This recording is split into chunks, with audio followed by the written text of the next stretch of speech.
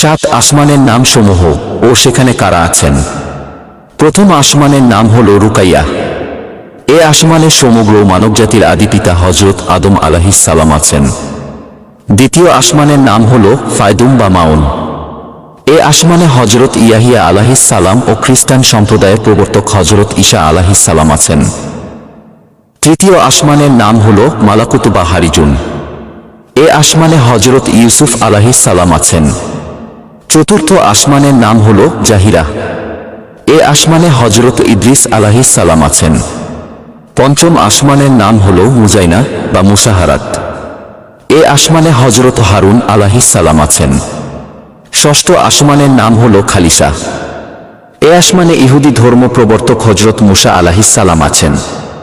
সপ্তম আসমানের নাম হল লাবিয়াহ বা দামিয়াহ। এ আসমানে হযরত ইব্রাহিম আলাইহিস সালাম আছেন।